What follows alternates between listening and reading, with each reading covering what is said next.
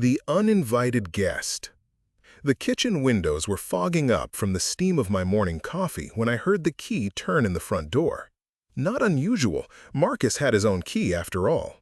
What made my stomach tighten was the sound of two sets of footsteps crossing the hardwood floor of my entryway, followed by hushed voices and the distinctive squeak of my guest bedroom door upstairs. I set down my mug with deliberate calm, the porcelain clicking against the marble countertop I'd saved 3 years to afford. 42 years old, divorced for 6, and I'd finally gotten my life exactly where I wanted it. The house was mine. Every mortgage payment, every repair, every careful decorating choice. The silence was mine too, after 20 years of marriage where quiet moments were as rare as hen's teeth. "Morning, Dad." Marcus appeared in the doorway, his dark hair still messy from sleep, wearing that sheepish smile that used to get him out of trouble when he was 12. At 24, it had lost some of its charm. "Morning, son. You're up early for a Saturday." I kept my voice light, but my eyes drifted toward the ceiling where soft footsteps moved across the guest room floor. "Everything okay?" He ran his hand through his hair, a tell I'd learned to recognize before he could even walk. "Actually, I wanted to talk to you about something. You know how I've been seeing Jessica for about 8 months now?" I nodded, remembering the handful of times I'd mentioned her. Pretty girl, worked at some marketing firm downtown. They'd met at a coffee shop, or maybe it was a bookstore. The details had been vague, which should have been my first warning. "Well, she's been having some trouble with her roommate situation. Really toxic environment, you know? And I was thinking—" He paused, glancing around my carefully organized kitchen as if seeing it for the first time. "Maybe she could stay here for a while, just until she gets back on her feet." The coffee in my mouth suddenly tasted bitter. "Stay here?" "Temporarily. I mean, you've got the space, and the guest room is just sitting empty most of the time." His voice carried that casual tone he'd perfected in high school, the one that made outrageous requests sound perfectly reasonable. It wouldn't be for long, a few weeks, maybe a month. I heard the shower turn on upstairs and realized with crystalline clarity that this conversation was happening after the fact, not before. "Marcus, is Jessica upstairs right now?" His face flushed the same shade of red had caught him sneaking cookies before dinner 20 years ago. "She just needed a place to crash last night. Her roommate situation got really bad and—" "So you brought her here without asking me first?" "I was going to ask, but it was late and I figured—" "You figured you'd ask for forgiveness rather than permission." I stood up, my hands flat against the counter. "This is my house, Marcus, my space. I worked my ass off for this place." "I know, Dad, I know. And I appreciate everything you've done for me. We both do. But this is what families do for each other, right? We help each other out when times get tough." The word families hung in the air like smoke. It'd been Marcus's safety net his entire adult life. Helped him through college, let him move back in after his first job didn't work out, co-signed his apartment lease when his credit wasn't good enough. Each time I'd told myself it was temporary, that I was helping him become independent. Each time I'd been wrong. "How long has she been here, Marcus?" "Just since last night, I swear. But Dad, if you could see what she's been dealing with." "That's not the point." I moved to the window, looking out at the small garden I'd spent the last 3 summers cultivating.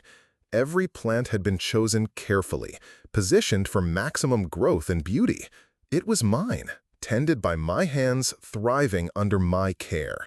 The point is that you made a decision about my house without including me in it. Come on, don't be like this. She's really nice, and she's going through a rough patch. You know how hard it is to find decent housing in this market." I turned back to face him, studying the man my little boy had become. Tall like me, with the same easy smile that had charmed women throughout my younger years, before I learned that charm couldn't sustain a marriage. What's her roommate situation exactly? Her roommate's boyfriend basically moved in without paying rent, and they're constantly fighting. Jessica can't afford the place on her own, and she can't find anywhere else she can afford. It's a nightmare. And her family? They're not really in the picture. She's pretty much on her own. Something in his tone made me pause. In 8 months of dating, I'd never met Jessica's family, never heard stories about them, never seen her take a call from parents or siblings. For someone my son claimed to care about, she remained remarkably mysterious. "I'd like to meet her properly," I said finally, "have a conversation about expectations and timelines." Relief flooded Marcus's face. "Of course, she's really great, Dad. You're going to love her." The shower upstairs turned off, and I heard the bathroom door open. Soft footsteps moved across the hallway, and I caught a glimpse of long blonde hair and a white bathrobe, my white bathrobe, through the banister spindles. "Jessica," Marcus called up the stairs, "my dad would like to meet you." "Just a minute." The voice was younger than I'd expected, with a slight accent I couldn't quite place. "I'll be right down." I poured myself another cup of coffee, needing something to do with my hands. The morning light streaming through the kitchen windows felt different now, less warm and welcoming. My sanctuary had been invaded, and I was expected to smile and go along with it. "She's been going through a really tough time," Marcus said, moving closer to me. "I know this is sudden, but I really think you two will get along great." "She's smart, she's funny, and she cares about people." "I'm sure she's lovely." I kept my voice neutral, but inside, alarm bells were ringing. Something about this situation felt orchestrated, too convenient. Young woman with no family, toxic roommate situation, boyfriend with a father who owned a beautiful house outright. What does she do for work? Marketing, like I said. She's between jobs right now, but she's got some interviews lined up next week. Of course she was between jobs. I took a sip of coffee and tried to swallow my growing suspicion along with it. Maybe I was being paranoid. Maybe this was exactly what it appeared to be, a young woman in need and my son trying to help. Footsteps on the stairs announced Jessica's arrival. She appeared in the kitchen doorway wearing jeans and a sweater, my bathrobe nowhere to be seen. She was prettier than I'd expected, with clear skin and bright green eyes that seemed to take in everything at once. "Mr. Patterson, thank you so much for letting me stay here. I hope I didn't impose too much." She moved forward with her hand extended, and I noticed she was wearing a ring I'd never seen before, a small diamond on her left ring finger. I shook her hand, noting the firm grip and direct eye contact. "Please call me Robert, and I understand you're going through a difficult time with your living situation." "It's been really challenging." She glanced at Marcus, who moved to stand beside her. "I never expected to be in this position, but sometimes life throws you curveballs, you know?" "I do know." I studied her face, looking for signs of deception or manipulation, but found only what appeared to be genuine gratitude. "Marcus mentioned you're in marketing." "I was. The company downsized last month, and I've been looking for something new ever since. It's a competitive field, but I'm optimistic." "And your family?" Something flickered across her features, so quickly I almost missed it. "They're not really able to help right now. That's why Marcus's kindness means so much to me." I noticed she didn't elaborate, and Marcus didn't push for details. In my experience, people who were vague about their families usually had good reasons for it, and those reasons weren't always what they seemed. "Well, I suppose we should talk about expectations," I said, settling back against the counter. "If you're going to be staying here temporarily, we need to establish some ground rules." "Of course, whatever you think is fair." "First, I'd like to know how long temporarily means. Are we talking about a week, a month, or something longer?" Jessica and Marcus exchanged a look that lasted just a beat too long. "I'm hoping to have something figured out within a month," Jessica said. 6 weeks at the outside. "And you'll be contributing to household expenses? Groceries, utilities, that sort of thing." "Absolutely. I wouldn't dream of freeloading." She reached into her purse and pulled out a small envelope. "Actually, I brought this for you. It's not much, but it's something toward groceries for this week." I took the envelope, surprised by the gesture. Inside were 4 $20 bills, more than I'd expected. "That's thoughtful of you. My grandmother always said that a good guest pays their way." "Your grandmother sounds wise." I watched her face carefully. She passed away last year." Jessica's voice softened. "She pretty much raised me after my parents died." The room fell silent, except for the hum of the refrigerator. I felt a familiar tug of sympathy. I'd lost my own father when Marcus was young, and I knew how it felt to navigate the world without that safety net. "I'm sorry for your loss," I said, meaning it. "Thank you. She would have liked you, I think.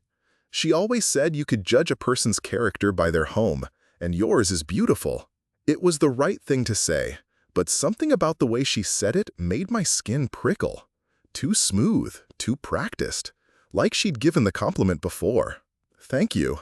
I've put a lot of work into this place."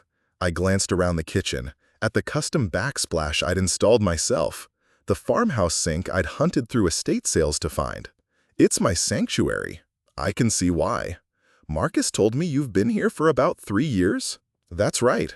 I bought it after my divorce was finalized." "It must have been a fresh start for you." It was exactly what I needed.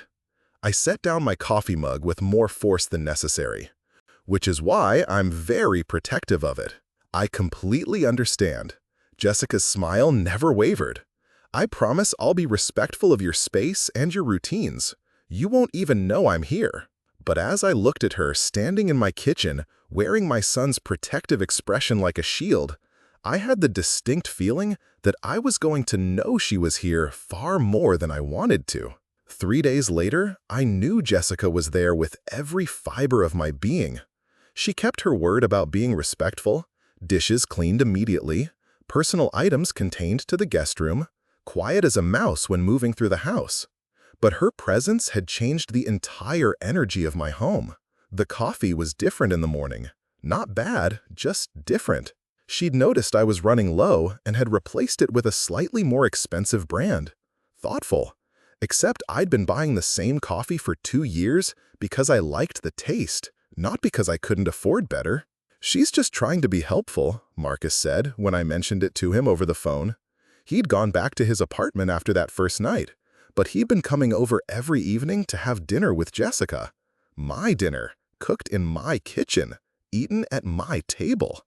"I know she is. That's not the point." "Then what is the point, Dad?" I stared out my living room window at Mrs. Henderson walking her ancient golden retriever past my house. She'd been making the same walk at the same time every day for the 5 years I'd known her. Routine, predictability, the simple pleasure of knowing what to expect. The point is that my life has been turned upside down, and nobody asked me if I was okay with that. "She's one person, Dad. She's not exactly throwing keg parties." "That's not what I mean, and you know it." I rubbed my temples, feeling the beginning of a headache. "Marcus, I spent 20 years of my life accommodating other people's needs and wants. I bought this house so I could finally have a space that was just mine. And it's still yours. Jessica being here doesn't change that. But it did change it. Yesterday, I'd found a different brand of yogurt in my refrigerator. This morning, there was a new kind of bread in the pantry.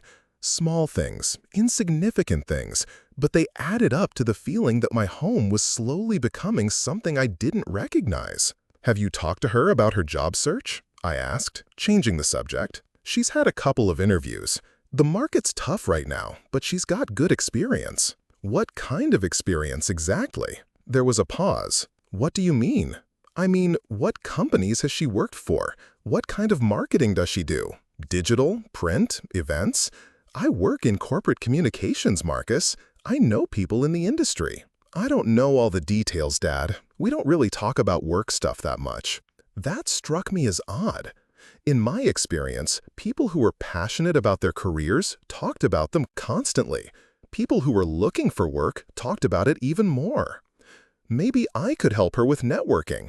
I know quite a few people in marketing and PR. "That's really nice of you. I'll ask her about it."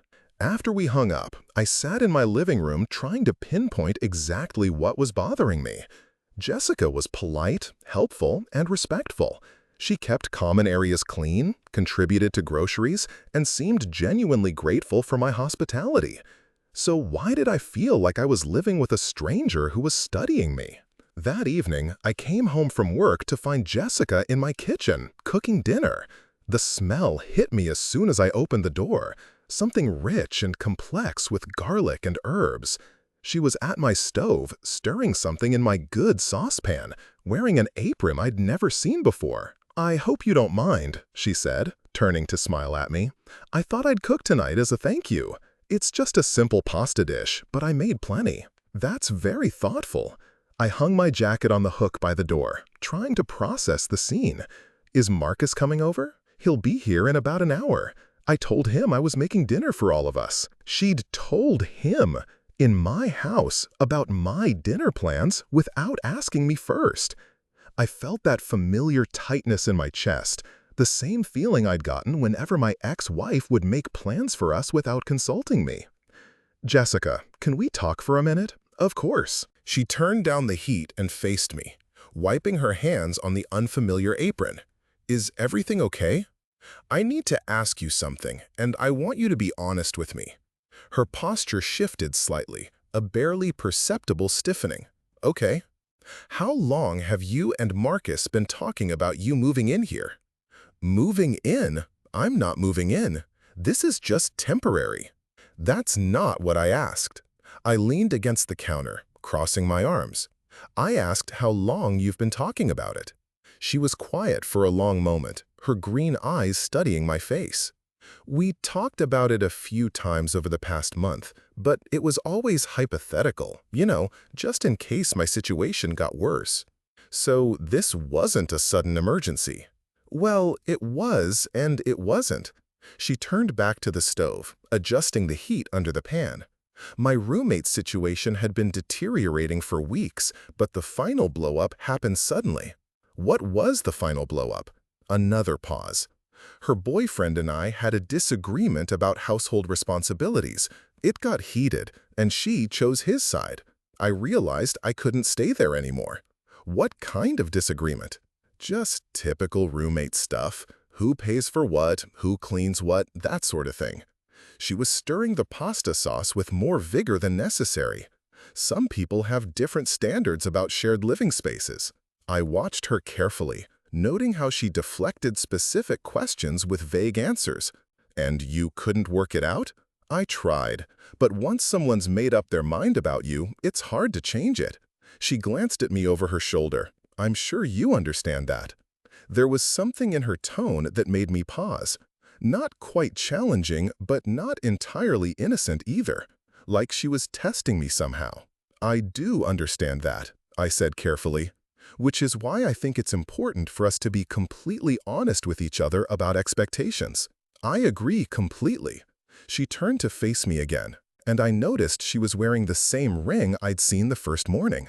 "Robert, can I ask you something?" "Of course." "Do you think I'm taking advantage of you?" The directness of the question caught me off guard. "Why would you ask that?" "Because I get the feeling that you're not entirely comfortable with me being here, and I want to make sure I'm not overstepping." I studied her face, looking for signs of manipulation, but found only what appeared to be genuine concern. "Jessica, I appreciate your honesty, and to be honest back, I'm not entirely comfortable. Not because of anything you've done specifically, but because I value my privacy and my space." "I understand that. I really do." She moved closer to me, her voice dropping to a more intimate tone. "I know this is an imposition, and I don't take your generosity for granted. If there's anything I can do to make this situation easier for you, please tell me." "Actually, there is something." "Anything." "I'd like to know more about your background. Your work history, your family situation, your long-term plans. I realize that might sound like I'm prying, but if you're going to be staying in my home, I need to feel like I know who you are." Something flickered across her features. Surprise, maybe, or annoyance. "What would you like to know?" "Let's start with work. What companies have you worked for?" "Most recently, I was with Brightline Marketing. Before that, I did freelance work for several smaller companies." "What kind of campaigns did you work on at Brightline?" "Mostly digital marketing, social media management, content creation, some event planning." She was back to stirring the sauce, not looking at me. "It was a good learning experience, but the company culture wasn't a great fit." "What do you mean?" "They expected a lot of overtime without compensation, very demanding clients, unrealistic deadlines. You know how it is in marketing. Everything's always urgent." "I did know how it was in marketing. which was why her answer felt rehearsed. Most people who'd worked in toxic environments had specific stories, particular frustrations they'd want to vent about. Jessica's complaints were generic, the kind of things anyone could say about any company. And before Brightline, like I said, mostly freelance work. It's hard to build a steady client base when you're starting out. What kind of clients? Small businesses, mostly. Local restaurants, retail stores, that sort of thing. She was stirring the sauce so vigorously now that it was starting to splatter. Nothing too exciting. That's still good experience. Building campaigns from the ground up, working with limited budgets, that's valuable skill building. Exactly. That's what I keep telling myself during job interviews. I heard Marcus key in the front door, and Jessica's entire demeanor shifted. Her shoulders relaxed, her smile became more genuine, and she moved toward the doorway to greet him. "Perfect timing," she called out. "Dinner's almost ready." "Something smells incredible," Marcus said, appearing in the kitchen doorway. He kissed Jessica's cheek, then came over to hug me. "Thanks for letting her cook for us, Dad." "Actually, I didn't," I began, but Jessica interrupted. "I hope you're hungry. I made way too much food." She was back to being the perfect houseguest, warm and gracious and accommodating. During dinner, I watched the two of them interact. Marcus was clearly smitten, hanging on her every word, laughing at jokes that weren't particularly funny. Jessica was charming and engaging, asking me about my work, complimenting my home, sharing amusing stories about her job interviews. But I noticed she deflected every question about her past with a skill that seemed practiced. When Marcus asked about her college roommate, she changed the subject to a funny story about a job interview. When I asked about her grandmother, she mentioned the woman's wisdom but gave no concrete details about their relationship. "Jessica, that ring is beautiful," I said during dessert, gesturing to her left hand. "Is it a family piece?" She looked down at her hand as if she'd forgotten the ring was there. "Oh, this? It was my grandmother's. She left it to me." "It looks like an engagement ring. Does it? I never thought about it that way. I just wear it because it reminds me of her." Marcus was looking at the ring with an expression I couldn't quite read. Surprise, maybe? Or confusion? I don't think I've ever noticed that ring before. "I don't wear it all the time," Jessica said quickly, "only when I'm feeling nostalgic." But I'd seen her wear it every day since she'd been here. I'd noticed it specifically because it was the kind of ring that caught the light, the kind that made people ask questions. After dinner, Marcus helped Jessica clean up while I retreated to my living room with a glass of wine. I could hear them talking quietly in the kitchen, their voices too low for me to make out words, but warm with intimacy. When Marcus came to say goodbye, he seemed lighter than I'd seen him in months. "Thanks for being so welcoming to Jessica, Dad. It means a lot to both of us." "She's a lovely girl," I said, meaning it more than I'd expected to. "She really is. I think you're going to like having her around." After he left, I sat in my living room listening to Jessica move around upstairs. The shower ran, the floorboards creaked, and eventually the house settled into quiet. But I couldn't shake the feeling that something was off, that there were pieces of this puzzle I was missing. I pulled out my laptop and, after a moment's hesitation, typed Brightline Marketing into the search bar. The company existed, had a professional website, and seemed legitimate. But when I searched for Jessica's name along with the company name, I found nothing. No LinkedIn profiles, no press releases, no mention of her anywhere. Of course, that didn't necessarily mean anything. Not everyone maintains a strong online presence, and many companies didn't publicize their employees. But as I closed the laptop and headed upstairs to bed, I couldn't shake the feeling that I was missing something important. Something that would explain why my son's girlfriend felt like a stranger wearing a carefully crafted mask. The real estate agent's card had been sitting in my wallet for 3 weeks, buried behind credit cards and business cards. I'd picked it up at the bank, where Sarah Martinez had been helping another client with what sounded like a complicated property transaction. Professional, knowledgeable, and patient. Exactly what I'd need if I ever decided to make a change. I wasn't planning to make a change, not really, but Jessica's second week in my house had me thinking about possibilities I'd never considered before. It started with small things, the way she'd rearranged the spice rack to be more efficient, the bathroom products that appeared in my shower, expensive ones that made my own purchases look shabby by comparison, the way Shed started answering my landline, taking messages for me with a familiarity that made my teeth ache. Robert Patterson's residence, this is Jessica speaking. I'd heard her use those exact words yesterday when my insurance company called about my homeowner's policy. Not Robert's house or the Patterson residence, but Robert Patterson's residence, as if she were my personal assistant or worse, my live-in caretaker. Jessica, I'd said after she'd hung up, I'd prefer if you let the answering machine pick up calls that aren't for you. Oh, I'm sorry. I thought I was being helpful. She looked genuinely contrite. I know how busy you are with work, and I figured I could save you some time. I appreciate the thought, but I prefer to handle my own calls. Of course, I won't answer again. But she had answered again, that morning when my doctor's office called to confirm an appointment. I'd heard her from the kitchen, chatting with the receptionist about the weather and how nice it was to have such a caring doctor. Now, sitting in my car outside the bank, I pulled out Sarah Martinez's card and stared at it. Real estate agents were like sharks. They could smell interest from a mile away. If I called her, she'd want to know why I was thinking about selling, what my timeline was, what my budget was for a new place. I didn't have answers to any of those questions. I just had a growing feeling that my sanctuary was becoming something else entirely. My phone buzzed with a text from Marcus. Jessica's making dinner again tonight. You should come home early if you can. She's trying out a new recipe. I stared at the message, parsing each word for hidden meaning. Come home early if you can. As if I were the guest in my own house, accommodating the real residence's dinner plans. Instead of responding, I called Sarah Martinez. Sarah, this is Robert Patterson. We met at the bank a few weeks ago. Of course, Robert, how are you? I remember you mentioned you lived in the Riverside neighborhood. That's right. I'm calling because I've been thinking about possibly exploring my options. Nothing urgent, just curious about the current market. I'd be happy to help you explore. Are you thinking about downsizing or looking for something different? Different, maybe. I'm not sure yet. Would it be possible to get a market analysis on my current property, just to understand what I'm working with? Absolutely. I can come by this weekend if that works for you. Saturday morning? That would be perfect.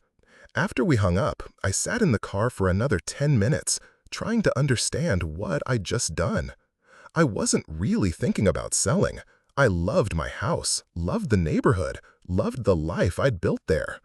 But something about Jessica's presence had made me feel like a visitor in my own home, and I needed to know I had options. That evening, I came home to find Jessica in my living room, curled up on my couch with a book and a cup of tea. She looked up when I entered, smiling that warm smile that never quite reached her eyes. "How was your day?" she asked, as if we were old friends sharing domestic space. "Fine. Long." I set down my briefcase and glanced around the room. Everything looked normal, but something felt different. "How was your day?" "Productive. I had a phone interview with a company downtown. It went really well." "That's great. What company?" "Morrison & Associates. They're a boutique marketing firm that specializes in luxury brands." I'd never heard of them, but that didn't mean anything. "What kind of position?" "Account management. It would be a step up from what I was doing before." She closed her book and gave me her full attention. "Robert, can I ask you something?" "Sure." "Do you think I should tell them about my current living situation? I mean, some employers are weird about people who don't have stable housing. Are you worried they'll judge you for staying with friends?" "Not friends exactly. I mean, you're Marcus's father, but we're not really friends yet, are we?" She laughed, but it sounded forced. "I just don't want them to think I'm unreliable or irresponsible. I think most people would understand that sometimes circumstances change unexpectedly. The important thing is that you're handling it responsibly." "That's what I thought too." She picked up her tea and took a sip. "Although I've been thinking it might be better if I could give them a more permanent address. You know, something that sounds more stable." "What do you mean?" "Well, I was wondering if it would be okay if I used your address for job applications, just temporarily, until I get settled somewhere permanent. I felt that familiar tightness in my chest. You want to use my address as your address? Just for employment purposes. I know it's a lot to ask, but it would really help me project stability to potential employers. What about mail? Background checks? What happens when they try to verify your address? I thought about that. If anything comes here, I'll pick it up immediately. And for background checks, I can explain that I'm temporarily staying with family while I transition between apartments. Family. The word hung in the air between us like a challenge. Jessica, we need to talk about something. Of course. She set down her tea and turned to face me fully. What's on your mind? I need to understand what your long-term plan is. Not just the vague get back on my feet plan, but a concrete timeline with specific goals. I understand. You want to know when I'll be out of your hair. That's not how I'd put it, but yes, I need to know what we're working toward. Okay? Well, ideally, I'd like to have a job offer within the next 2 weeks. Most companies want you to start pretty quickly after an offer, so I'd probably begin working within a month. And then? Then I'd start looking for my own place. With a steady income, I could afford something decent. Maybe 6 weeks to find the right apartment and get moved in? So we're talking about another 2 months. At the outside, hopefully less. 2 months. 8 more weeks of feeling like a stranger in my own home. 8 more weeks of finding my coffee replaced, my routines disrupted, my space slowly transformed by someone else's presence. Jessica, I need to be honest with you about something. Please do. I'm not comfortable with you using my address for job applications. It feels like a boundary I'm not ready to cross. Her face remained neutral, but I caught a flicker of something. Anger, maybe, or frustration. Can I ask why? Because it makes this arrangement feel more permanent than temporary. Because if something goes wrong with a background check or employment verification, I become responsible for explanations I can't give. I understand. She was quiet for a moment, then smiled that same warm smile. You're right. I was overstepping. I apologize. You don't need to apologize. I just think we need to be clear about boundaries. Absolutely. And Robert, I want you to know that I really appreciate everything you've done for me. Not just the housing, but the way you've welcomed me into your home. It means more than you know. I'm glad I could help. You really have helped, more than you realize. She picked up her book again, signaling the end of our conversation. Marcus is lucky to have such a caring father. I went upstairs to change clothes, my mind spinning with questions I couldn't answer. In my bedroom, I noticed that my dresser had been moved slightly. Not much, just a few inches to the left, but enough to catch my attention. I opened the drawers and found everything where I'd left it, but the feeling of violation lingered. Maybe I was being paranoid. Maybe Jessica had just bumped the dresser while cleaning. Maybe my growing discomfort was making me see threats that didn't exist. Or maybe my instincts were trying to tell me something. That night, I called Marcus after Jessica had gone to bed. Dad, what's wrong? You sound stressed. I need to ask you something, and I need you to be completely honest with me. Okay, how much do you really know about Jessica's background? There was a pause. What do you mean? I mean, have you met any of her friends? Seen her apartment? Met any coworkers or former coworkers? Not really. She's pretty private about her past. Doesn't that strike you as odd? Some people are more private than others, Dad. You of all people should understand that. He was right. I'd been intensely private after my divorce, reluctant to share details about my marriage or my ex-wife. But there was a difference between being private and being secretive. Marcus, I did some research online, and I can't find any trace of her working at Brightline Marketing. What kind of research? LinkedIn, Google searches, company websites. Nothing. Maybe she used a different name professionally, or maybe she just doesn't have much of an online presence. Maybe, but combined with everything else. Everything else? The vague answers about her family, the generic responses about her work experience, the way she deflects specific questions about her past. Dad, you're starting to sound paranoid. Am I? Or am I being cautious about someone I don't know living in my house? She's not someone you don't know. She's my girlfriend. Who you've been dating for 8 months but apparently know very little about. I know her, Dad. I know she's kind and smart and funny. I know she cares about me. I know she's been through some tough times and she's trying to rebuild her life. But you don't know any specifics about those tough times. I don't need to know every detail of her past to care about her future. Marcus, I'm not asking you to interrogate her. I'm asking you to consider the possibility that there are things about Jessica you don't know. Important things. Like what? I don't know. That's the problem. We hung up with the conversation unresolved, both of us frustrated and neither of us satisfied. I lay awake that night listening to the sounds of my house, the settling floors, the hum of the refrigerator, the distant sound of Jessica moving around in the guest room. At some point during the night, I heard footsteps in the hallway, soft, careful footsteps that paused outside my bedroom door.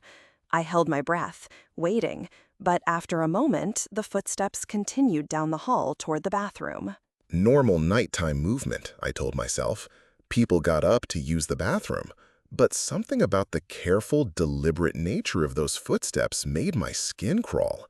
In the morning, I found Sarah Martinez's card on my nightstand and called her to confirm our Saturday appointment. Saturday morning arrived with the kind of crisp autumn air that made everything feel possible. I'd always loved October in Riverside, the way the maple trees turned gold and red, the way the morning light slanted through my kitchen windows, the way the neighborhood felt both alive and peaceful. Sarah Martinez arrived at exactly 9 o'clock, carrying a leather portfolio and wearing the kind of confident smile that made me understand why she was successful in real estate. "Robert, what a beautiful home," she said, stepping into my entryway. "The photos online don't do it justice." You looked it up online? I always research properties before I visit. Hope you don't mind. The listing history shows you bought this place about 3 years ago. You've clearly put a lot of work into it. I felt a flush of pride as I led her through the living room. I had put work into it. Countless weekends painting, refinishing floors, updating fixtures. Every improvement had been chosen carefully, paid for with money I'd earned myself. "The kitchen is gorgeous," Sarah said, running her hand along the marble countertop. "Did you do this renovation yourself?" "Most of it. I had help with the plumbing and electrical, but I did the painting and tile work." "It shows. You have excellent taste." She was taking notes in a small notebook, occasionally snapping photos with her phone. "The market for homes like this is very strong right now. Properties in Riverside are in high demand." "Really?" "Oh yes. Good schools, established neighborhood, easy commute to downtown. Plus, homes with this much character and updating are rare." She paused in front of my kitchen window, looking out at the garden. "Are you thinking about upgrading to something larger?" "Actually, I might be interested in downsizing, maybe a condo or a smaller house." "Smart thinking. Less maintenance, more freedom." "Are you looking to stay in the area?" "I'm not sure yet. I'm still in the exploration phase." We were interrupted by footsteps on the stairs. Jessica appeared in the kitchen doorway, wearing yoga pants and an oversized sweater, her hair pulled back in a messy bun. She looked exactly like what she was supposed to be, a young woman temporarily staying with her boyfriend's father. "Oh, I'm sorry. I didn't realize you had company." She smiled at Sarah with genuine warmth. "I was just going to grab some coffee." "Jessica, this is Sarah Martinez. She's a real estate agent. Sarah, this is Jessica. She's staying with me temporarily." "Nice to meet you," Sarah said, extending her hand. "Are you Robert's daughter?" "No, I'm Marcus's girlfriend. Robert's been kind enough to let me stay here while I get back on my feet." "How nice. It's wonderful when families can help each other out." Jessica poured herself coffee and lingered in the kitchen, making small talk with Sarah about the neighborhood and the local coffee shops. She was charming and engaging, but I noticed she was also listening carefully to every detail of our conversation about property values and market conditions. After Sarah finished her tour and left, with promises to have a market analysis ready by Monday, Jessica and I found ourselves alone in the kitchen. "She seems nice," Jessica said, refilling her coffee cup. "Are you thinking about selling?" "Just exploring options." "Any particular reason?" "I mean, this place is perfect. I can't imagine wanting to leave." There was something in her tone that made me look at her more carefully. Not quite possessive, but definitely interested in a way that made me uncomfortable. "Sometimes people want to change," I said carefully. Of course, although the market's probably pretty crazy right now. I bet you could get a lot more than you paid for this place. Probably. It must be nice to have that kind of equity. Financial freedom is so important, especially for men our age. Our age. Jessica was probably 25. I was 42. We were not the same age, and the casual way she grouped us together felt presumptuous. Jessica, can I ask you something? Sure. That day you moved in, you mentioned your roommate's boyfriend had basically moved in without paying rent, right? How long had that been going on? A couple of months, maybe longer. And you never talked to your roommate about it before the final confrontation? She was quiet for a moment, staring into her coffee cup. I tried, but she was pretty defensive about it. Some people don't like being called out on their behavior. What exactly did you say to them? Just that it wasn't fair for him to be living there without contributing to rent or utilities. Basic roommate etiquette, you know? And how did they respond? They said I was being uptight and controlling, that I should mind my own business. Her voice carried a note of genuine hurt. It's frustrating when you're trying to be reasonable and people attack your character instead of addressing the actual issue. I studied her face, looking for signs of deception, but found only what appeared to be honest frustration. Maybe I was overthinking things. Maybe her story was exactly what it seemed to be. That does sound frustrating, I said. It was, especially because I'd been a good roommate for over a year. I kept common areas clean, paid my share of everything on time, respected her space and her property. She looked up at me with those clear green eyes. I guess some people just take advantage of others' generosity. The words hung in the air between us, and I had the distinct feeling we weren't just talking about her former roommate anymore. That afternoon, Marcus came over to spend time with Jessica. I found them in my living room, sitting close together on my couch, looking at something on Jessica's phone. "What are you two up to?" I asked, settling into my reading chair with a book. "Just looking at apartments," Marcus said. "Jessica's been browsing rental listings. Finding anything interesting?" "A few possibilities," Jessica said, though she didn't sound particularly enthusiastic. "The market's pretty competitive. Most places want first month, last month, and security deposit up front. That's a lot of cash to come up with all at once." "What about places that don't require last month's rent?" "Those tend to be in less desirable areas, or they have other issues. No parking, no laundry, sketchy neighborhoods." "Maybe your new job will come with a signing bonus," Marcus suggested. "Maybe, although most marketing positions don't offer those unless you're pretty senior level." I watched them scroll through listings, noting how Marcus's hand rested on Jessica's shoulder, how she leaned into him when she laughed. They looked comfortable together, settled in a way that suggested this wasn't a new relationship. "How did you two meet again?" I asked. "Coffee shop downtown," Marcus said. "I was working on my laptop, and she asked if she could share my table because the place was packed. It was one of those rainy Tuesday mornings where everyone decides they need caffeine at the same time," Jessica added. "I was running late for work, and every table was taken. Lucky coincidence." "The best kind," Jessica said, smiling at Marcus. "Although I almost didn't ask. I'm usually pretty shy about approaching strangers." "She's not shy," Marcus said, laughing. "She struck up a conversation about the book I was reading, and we ended up talking for 2 hours. "What book was it?" "Some business management thing for work," Marcus said. "Boring stuff." "I thought it was interesting," Jessica said. "I've always been fascinated by organizational psychology, the way people behave differently in groups than they do individually." "Is that something you studied in college?" "Psychology was my minor. My major was communications with a focus on marketing." "Where did you go to school?" "State University. Nothing fancy, but it was a good program." I made a mental note to ask Marcus later which state university. It was the kind of detail that should be easy to verify. "Robert, I've been meaning to ask," Jessica said. "Would it be okay if I gave potential employers your home phone number as a reference number?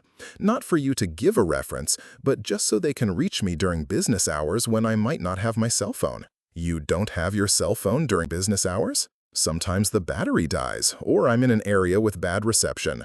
I just want to make sure I don't miss any important calls." "What about your cell phone as the primary number?" "Of course, that would be the primary. This would just be a backup." I felt that familiar tightness in my chest. Another small boundary being tested, another request that would tie her more deeply to my home and my life. "I'd prefer if you used your cell phone only," I said. "Of course, I understand," but I caught a flash of something in her expression. Annoyance, maybe, or calculation. That evening, after Marcus had left, I found Jessica in the kitchen cleaning up dinner dishes. She was wearing rubber gloves and had my good sponges arranged neatly by the sink. "You don't need to do the dishes every night," I said. "I don't mind. It's the least I can do." "Jessica, can I ask you something personal?" "Sure." "That ring you wear, you said it was your grandmother's engagement ring." She looked down at her left hand as if surprised to find the ring there. "That's right. Your grandmother must have had small hands. It fits you perfectly. We were about the same size. She used to say we had piano player fingers." She held up her hand, examining the ring in the light. "She was a beautiful woman. I wish you could have met her." "What was her name?" "Rose Mitchell." She pulled off the rubber gloves and hung them on the hook by the sink. "She would have liked you, I think. She appreciated strong, independent men." "How old were you when she passed away?" 23. It was right after I graduated college. "That must have been difficult timing." "It was. She was supposed to come to my graduation ceremony." Jessica's voice softened with what sounded like genuine sadness.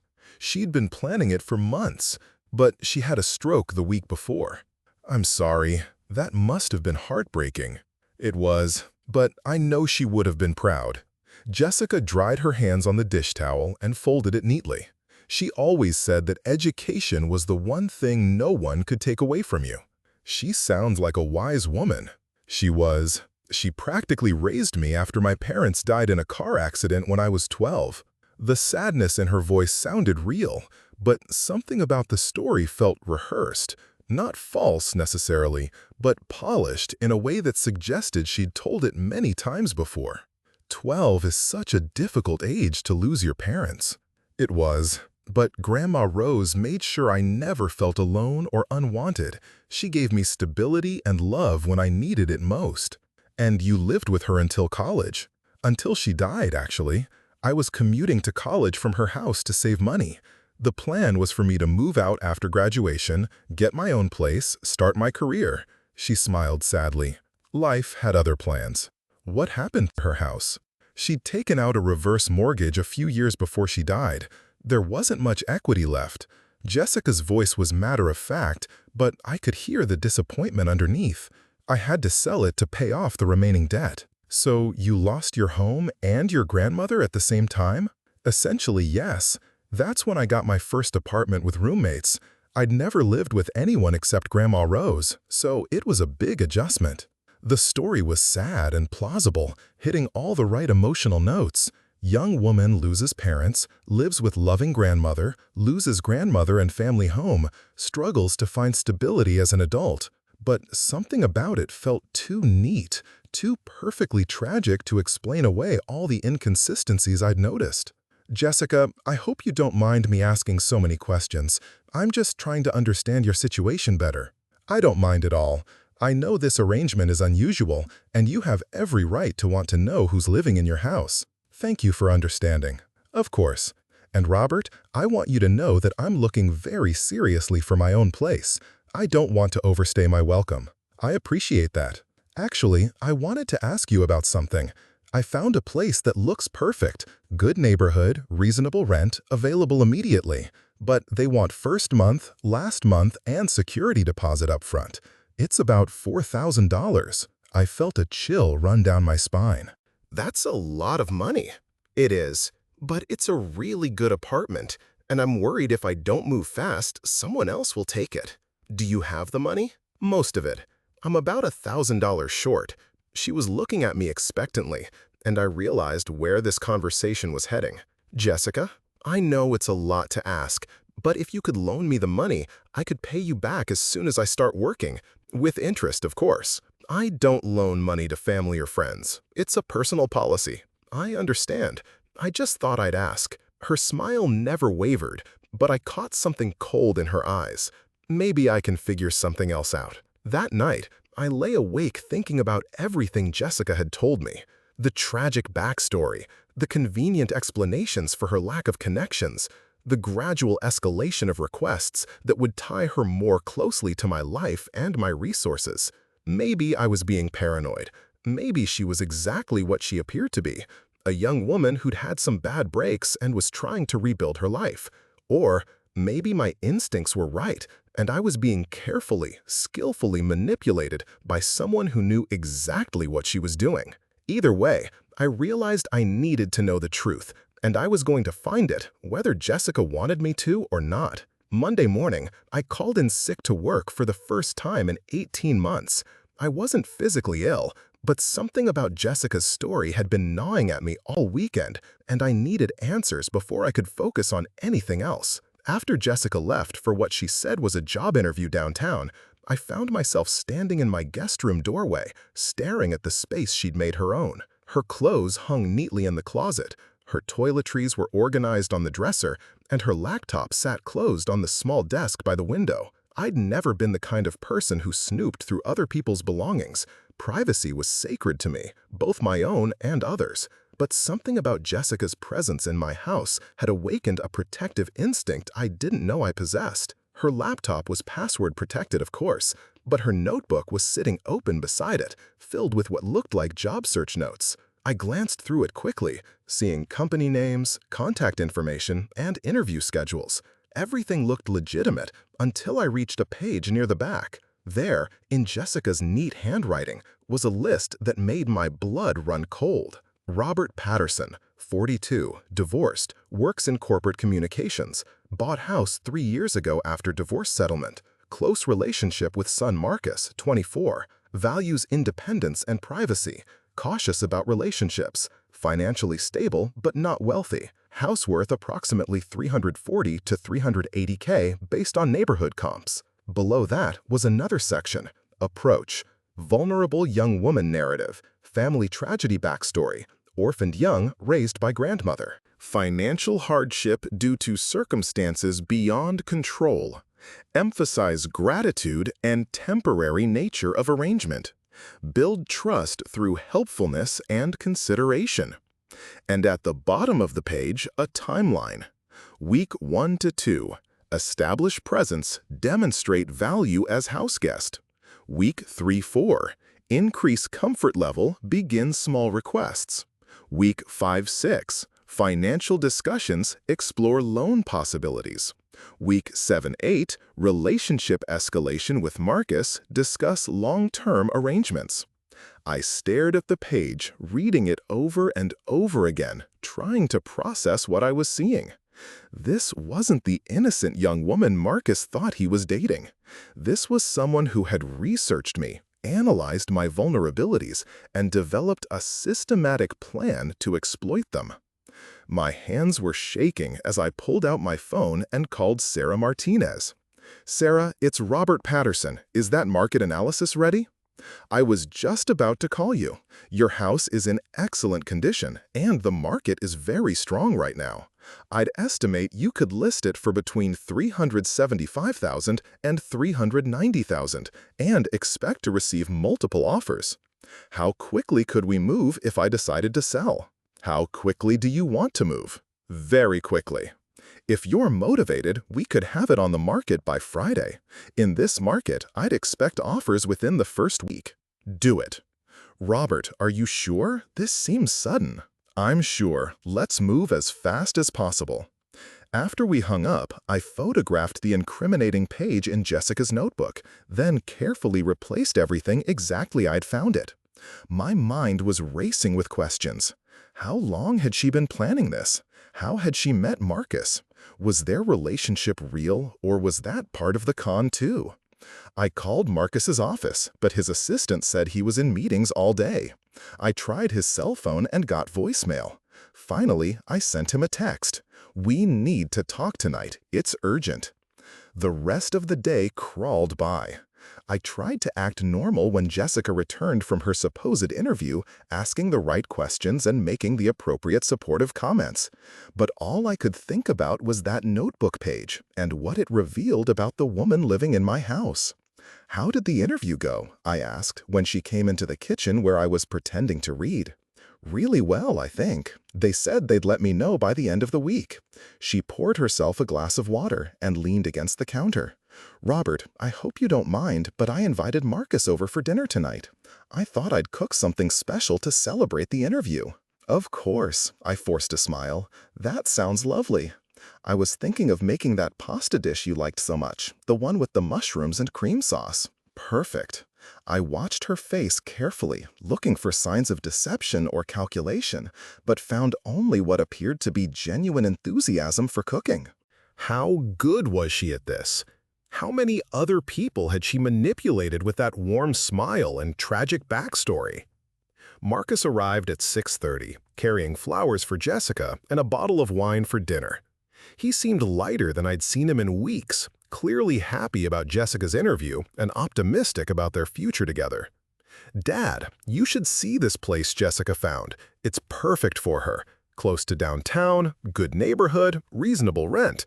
She might be able to move in next weekend if the interview goes well." "That's wonderful news," I said, meaning it more than he could possibly know. During dinner, I watched Jessica work her magic on my son. She was attentive without being clingy, funny without trying too hard, supportive without being overwhelming. If I hadn't seen that notebook page, I would have thought she was perfect for him. "You know what I love about you?" Marcus said to her over dessert. "You never make me feel like I have to be someone I'm not. Why would I want you to be someone else? I fell for you exactly as you are." Some people try to change their partners. They see potential instead of reality. "That's not love," Jessica said softly. "That's a project." I felt sick listening to them. How could someone fake that level of sincerity? How could she look him in the eye and speak about love when she was running a con on his family? After dinner, Jessica went upstairs to take a shower, leaving Marcus and me alone in the kitchen. "Dad, I need to tell you something." My heart jumped. Had he figured it out too? "What is it?" "I'm thinking about asking Jessica to marry me." The words hit me like a physical blow. "Marcus, you've only been dating for 8 months. I know it seems fast, but when you know, you know. She's everything I've been looking for in a partner. Son, there are things about Jessica that you don't know." "Like what?" I thought about the notebook page upstairs, about the systematic plan to manipulate our family, about the lies she'd been telling us from the beginning. "Marcus, I need you to consider the possibility that Jessica isn't who she says she is." "What do you mean?" "I mean, have you verified any of her stories? Have you met anyone from her past? Have you seen any proof of the things she's told you about her background?" "Dad, why would she lie?" "I don't know, but I think she might be." "Based on what?" I thought about telling him about the notebook, but something held me back. If I was wrong about what I'd seen, if there was an innocent explanation, I would damage his relationship unnecessarily. And if I was right, I needed more evidence before I made accusations that would destroy his trust in me. Based on inconsistencies in her stories, based on the fact that I can't find any evidence of her working where she says she worked, based on my instincts that something isn't right. "Dad, you're being paranoid." "Maybe I am." But Marcus, what if I'm not? What if there are things about Jessica that would change how you feel about her? Like what? What could possibly be so bad that it would change how I feel? I don't know. That's what worries me. We were interrupted by Jessica coming back downstairs, her hair damp from the shower and her face glowing with happiness. "What are you two talking about so seriously?" she asked, settling beside Marcus on the couch. "Nothing important," Marcus said, but I could see the tension in his shoulders. "It didn't look like nothing." She looked between us with concern. "Is everything okay?" "Everything's fine," I said. "I was just telling Marcus how happy I am that your interview went well." "Thank you. I really think this could be the fresh start I've been hoping for." After they left for Marcus' apartment, I sat in my empty house trying to figure out my next move. I could confront Jessica directly, but that would give her a chance to destroy evidence or disappear before I could prove anything. I could tell Marcus about the notebook, but without more context, he might dismiss it as innocent interview preparation. Or I could follow through with selling the house and force Jessica's hand. The more I thought about it, the more I liked that option. If Jessica was running a long-term con, having the house sold out from under her would disrupt her timeline and force her to reveal her true intentions. If she was innocent, she'd be disappointed but understanding about my decision to downsize. Either way, I'd have my answer. I called Sarah Martinez again. Sarah, I've been thinking about our conversation today. How quickly can we move on this? If you're serious about an aggressive timeline, I can have the paperwork ready tomorrow. We could have it photographed and listed by Thursday, with showings starting over the weekend. Do it. Robert, I have to ask, is this because of some kind of emergency? You seem very urgent about this. Let's just say I've realized that change is exactly what I need right now. After we hung up, I went upstairs and stood in the doorway of my bedroom, looking at the space I'd thought of as my sanctuary for the past 3 years. By this time next month, I'd be living somewhere else entirely. The thought should have made me sad. Instead, it made me feel free.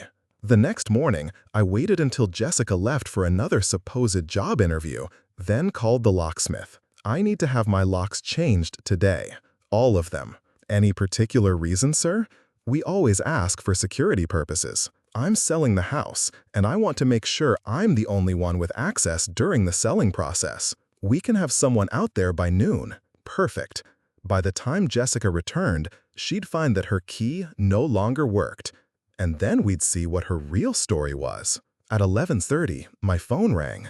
It was Marcus. Dad, Jessica's really upset. She said you've been acting strange lately, and she's worried she's done something to offend you. What did you tell her? I told her you've been under a lot of stress at work. But Dad, she's really trying hard to fit in with our family. The least you could do is give her a chance. Marcus, I am giving her a chance, but I'm also protecting myself and my home. From what? I'm not sure yet, but I'll know soon. The locksmith arrived at exactly noon, just as Sarah Martinez was pulling into my driveway with a photographer and a staging consultant. My quiet Tuesday morning had suddenly become very busy. Mr. Patterson, the staging consultant, an energetic woman named Claire, shook my hand enthusiastically. Sarah tells me you want to move very quickly on this sale. That's right. Well, we'll need to do some decluttering and rearranging to maximize appeal, but the bones of this house are gorgeous. I think we can have it show-ready by Thursday afternoon. As they worked around me, measuring rooms and discussing lighting, I felt a strange sense of detachment. This house had been my sanctuary, my fresh start, my proof that I could build a life on my own terms. Now it was becoming a commodity, a chess piece in a game I was still trying to understand. But sometimes, I realized, you had to be willing to sacrifice your sanctuary to protect your sanity. And sometimes, the only way to flush out a predator was to destroy their hunting ground. Jessica's key didn't work. I watched from my living room window as she tried it 3 times, each attempt more frustrated than the last. She checked her key ring, tried the key again, then pulled out her phone and called someone, Marcus, presumably. 5 minutes later, my doorbell rang. Robert? Jessica's voice was carefully controlled, but I could hear the strain underneath. I think there might be something wrong with my key. I opened the door with a smile. Oh, I had the locks changed today. Security precaution for the house sale. Her face went completely blank. House sale? Come in, we need to talk. She followed me into the living room where Sarah's listing materials were spread across my coffee table. Photos of my kitchen, my bedroom, my garden. A glossy folder with "For Sale" printed in bold letters across the front. You're selling the house? Jessica said, and it wasn't a question. I am. We'll be on the market by Thursday. But why? You love this place. I do love it. But sometimes circumstances change, and you have to adapt. Jessica sat down heavily on my couch, staring at the real estate materials. When did you decide this? Yesterday. Yesterday? Robert, this is so sudden. What about my living situation? I thought we had an understanding. We did. And now we have a new understanding. Something in my tone made her look up sharply. For the first time since I'd known her, her mask slipped completely. The warm, grateful houseguest disappeared, and I saw something cold and calculating in her eyes. What exactly are you saying? I'm saying that I know who you are, Jessica, or whoever you really are. I don't know what you mean. I think you do. I sat down across from her, keeping my voice steady. I found your notebook. Her face went pale, but she rallied quickly. My job search notes? Robert, I can explain. Can you? Can you explain why you have detailed notes about my financial situation and my personal vulnerabilities? Can you explain why you have a timeline for manipulating me into giving you money? It's not what it looks like. Then what is it? She was quiet for a long moment, her hands clasped tightly in her lap. When she spoke, her voice was different, harder, more calculating. It's research, due diligence. When you're in my situation, you can't afford to trust blindly. Your situation? You think I'm some kind of criminal, don't you? Some con artist who targeted your son to get to your money? Aren't you? No. She stood up and began pacing my living room. I'm a survivor. I'm someone who learned a long time ago that if you don't protect yourself, nobody else will. By lying to people who try to help you? By being careful about who I trust and how much I reveal. She turned to face me. Robert, everything I told you about my background is true. My parents did die when I was 12. My grandmother did raise me. I did lose her and her house when I was 23. But I didn't handle it well. I made some bad decisions, trusted some people I shouldn't have trusted. I learned the hard way that there are people in this world who will take advantage of vulnerability. So you decided to become one of them? I decided to stop being a victim. Her voice was rising now, passion bleeding through the careful control. Do you know what it's like to have nothing? To have no family, no safety net, no one to call when everything falls apart? No, I don't. But I know what it's like to work hard for what you have and to have someone try to take it away from you. I wasn't trying to take anything from you. I was trying to survive by manipulating my son, by lying to both of us about who you are and what you want. Marcus is not part of this, she said quickly. My feelings for him are real. How can anything be real when it's built on lies? Because the feelings are real, even if the circumstances aren't perfect. She sat back down, her energy suddenly deflated. Robert, I know how this looks. I know you think I'm some kind of sociopath who targeted your family for financial gain. What am I supposed to think? You're supposed to think about what you would do if you were in my position. If you had no one and nothing, and you met someone who cared about you, wouldn't you do whatever it took to hold on to that? Not by lying and manipulating. Easy to say when you've never been desperate. I studied her face, looking for signs of genuine emotion beneath the practiced manipulation. Jessica, if you cared about Marcus, really cared about him, you would have been honest with him from the beginning. And he would have run.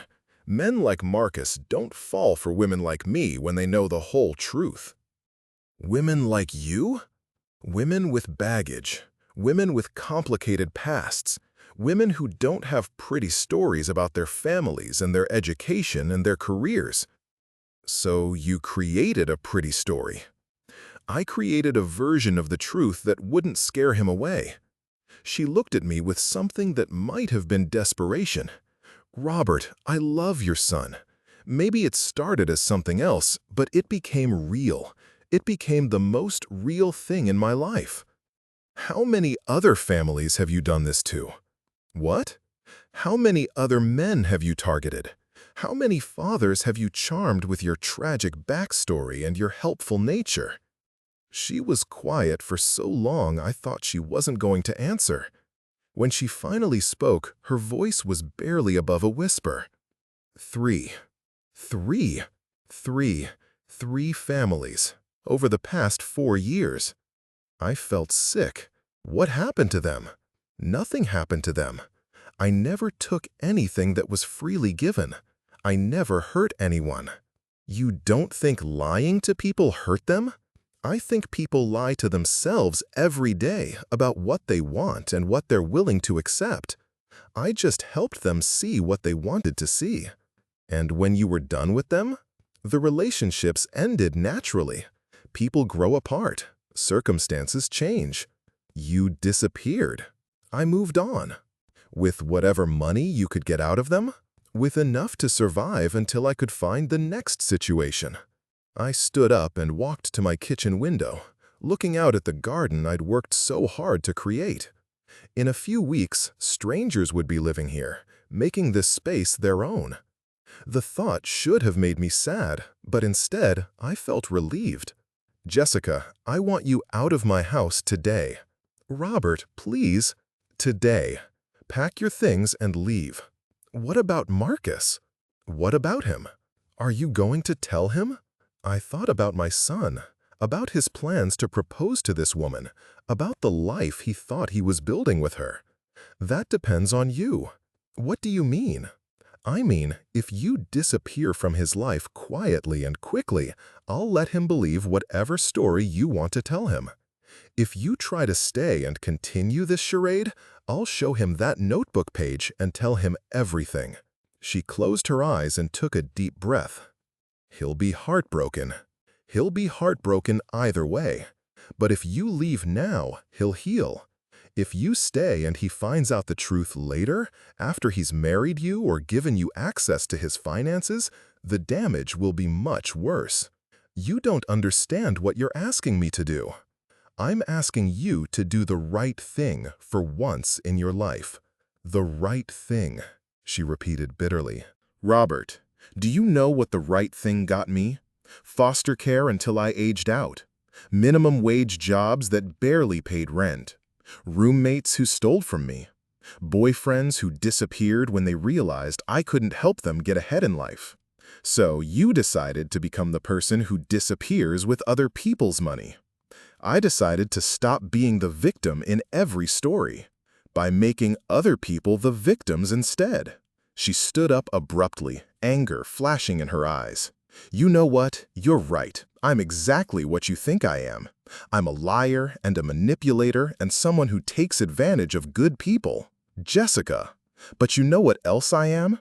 I'm someone who made your son happier than he's been in years. I'm someone who listened to him talk about his dreams and his fears and made him feel like he mattered.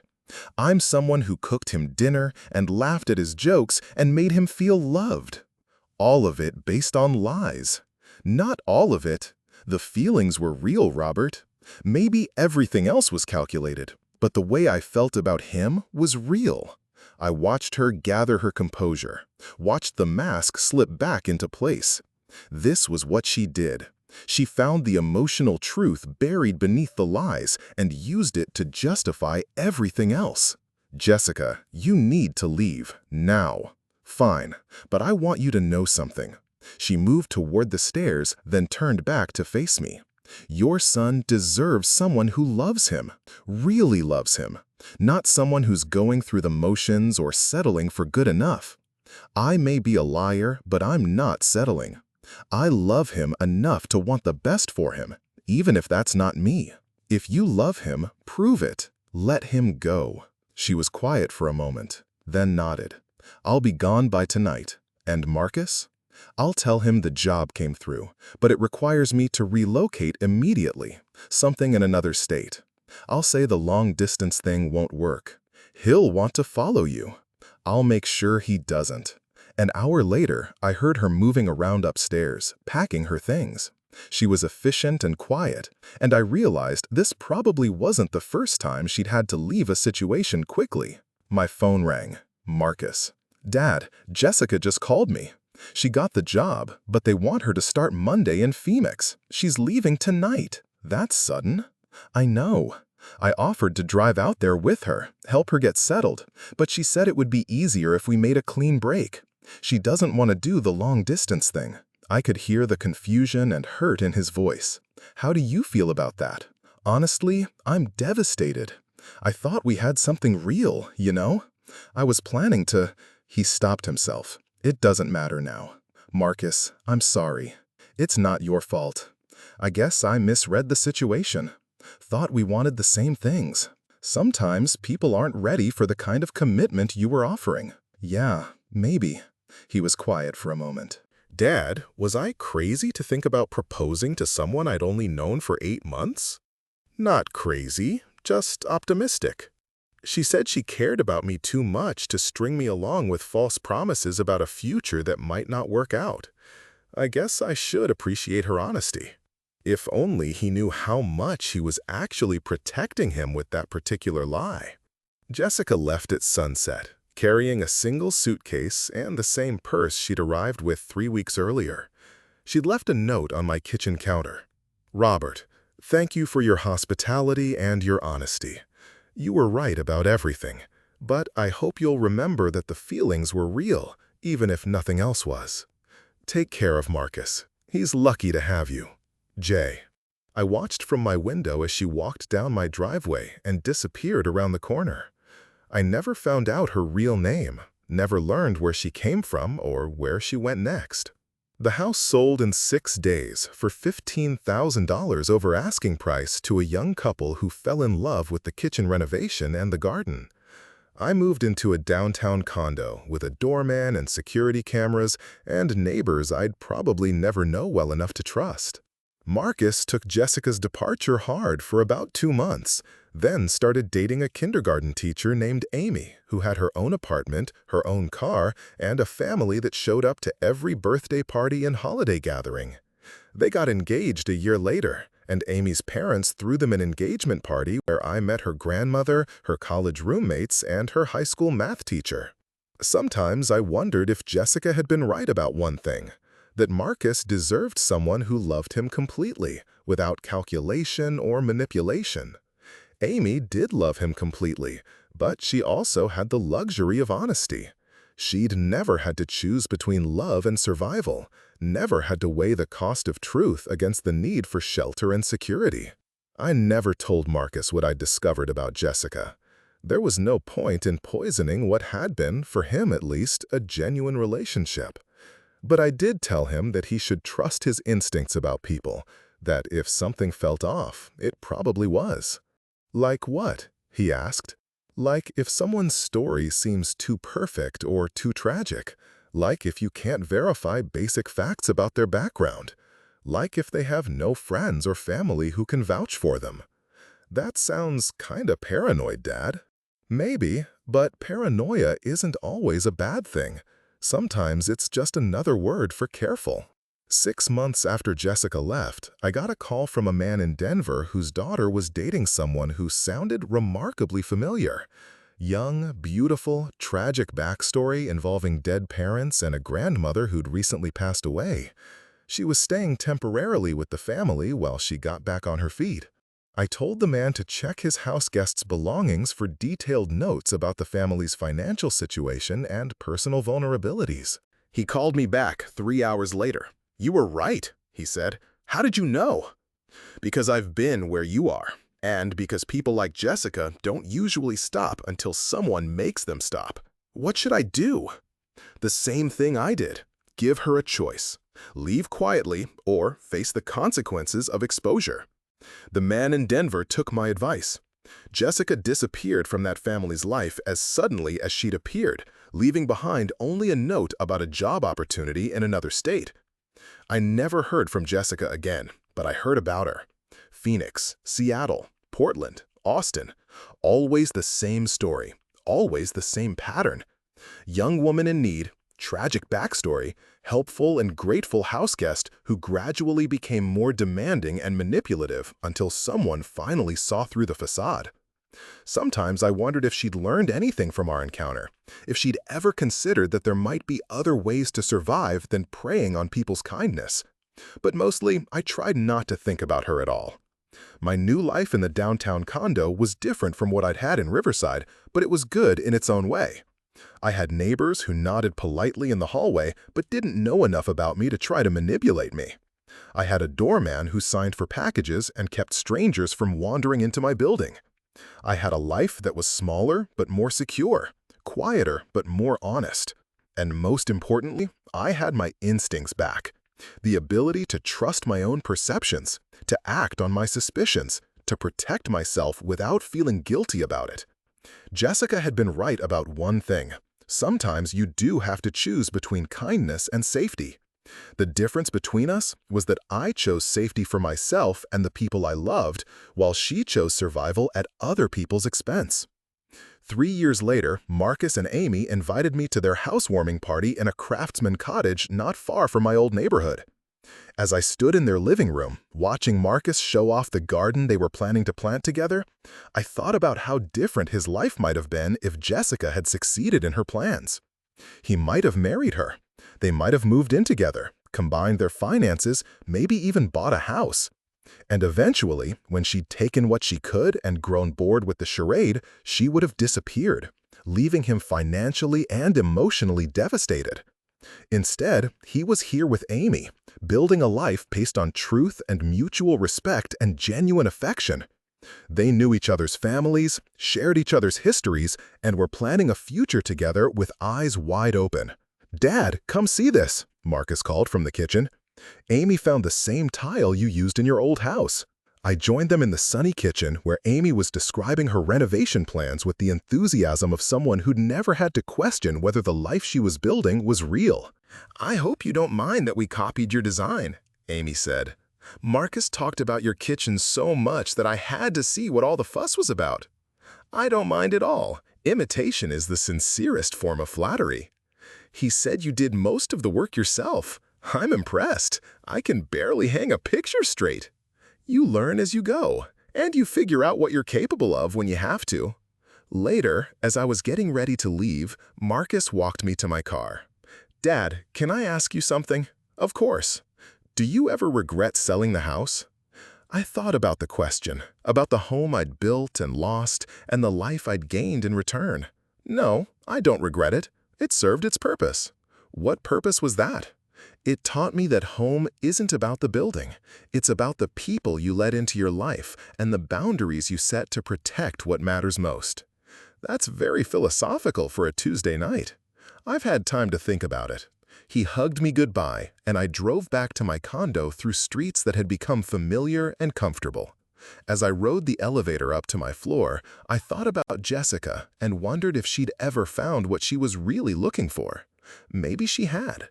Maybe she'd eventually learned that manipulation and lies were exhausting ways to live, that real connection required real honesty, that survival was possible without sacrificing your integrity.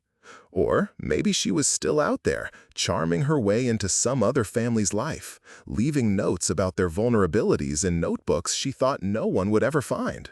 Either way, it wasn't my problem anymore. I'd protected my son, protected myself, and learned to trust my instincts again. And sometimes that's all you can do. Save the people you can save and hope the rest figure it out on their own.